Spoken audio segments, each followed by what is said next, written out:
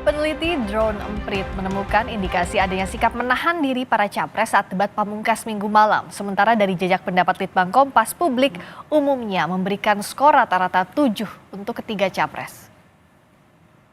Pelaku yang selama ini terlibat.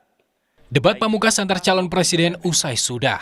Para calon presiden Anies Baswedan, Prabowo Subianto, dan Ganjar Pranowo membeberkan seluruh pandangan dan visi misinya dalam debat Minggu malam. Tak seperti debat-debat sebelumnya, dalam debat terakhir ini para capres dinilai lebih banyak menahan diri untuk tidak bersikap ofensif. Ada quote yang menarik dari netizen semalam itu, seperti kerja kelompok gitu ya. Jadi saking landainya, saking amannya, saking damainya itu debat semalam.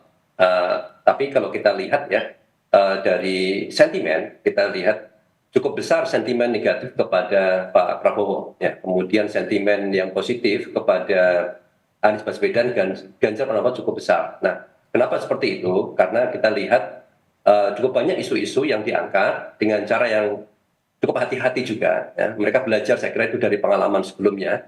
Kalau misalnya dengan cara terlalu keras, tegas menyerang ke Pak Prabowo, itu bisa menimbulkan sentimen yang negatif.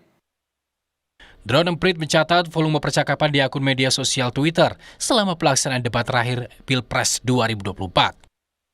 Anies Baswedan mendapatkan 160.426 mention atau penyebutan, ini sekitar 45% dari percakapan terkait capres. Kemudian Prabowo Subianto mendapat 100.554 penyebutan atau sekitar 28%, dan Ganjar Pranowo 95.276 penyebutan di Twitter atau sekitar 27%. Drone Emprit juga memantau sentimen publik terhadap capres selama pelaksanaan debat. Anies Baswedan mendapatkan 86% sentimen positif, 6% negatif, dan 8% netral.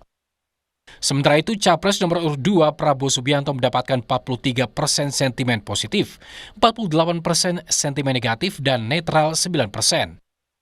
Sentimen positif untuk capres nomor urut 3 Ganjar Pranowo 72%, sentimen negatifnya 14%, dan 14% netral. Pengamat komunikasi politik Universitas Padjadjaran Kunto Adiwibowo menyebut, para capres bermain aman dalam menyampaikan visi dan misi di debat Pilpres terakhir.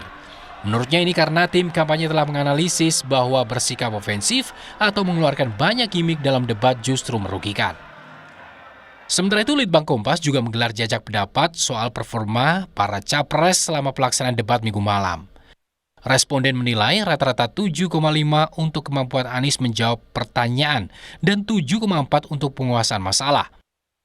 Sementara itu, Prabowo Subianto mendapatkan rata-rata nilai 7 untuk kemampuan menjawab pertanyaan dan penguasaan masalah. Ganjar Pranowo mendapatkan nilai rata-rata 7,3 untuk menjawab pertanyaan dan 7,4 untuk penguasaan masalah. Menilai bahwa serangan itu yang pertama justru menguntungkan yang diserang, gitu kan, dan lebih tidak menguntungkan yang diserang karena tidak menguntungkan yang menyerang maksud saya. Karena ternyata di media sosial itu banyak potongan-potongan video atau klip-klip yang kemudian dihilangkan dari konteks aslinya dan bisa di-frame sedemikian rupa. Nah, ini kan gimmick-gimmick ini yang kemudian ternyata justru tidak menguntungkan bagi yang membuat gimmick, gitu kan. Nah, ini kemudian dievaluasi tentu saja. Yang kedua, setelah seluruh rangkaian debat selesai, para capres-cawapres masih memiliki kesempatan menyampaikan visi misi program dalam masa kampanye yang akan berakhir 10 Februari 2024. Tim Liputan Kompas TV. Bagaimana selengkapnya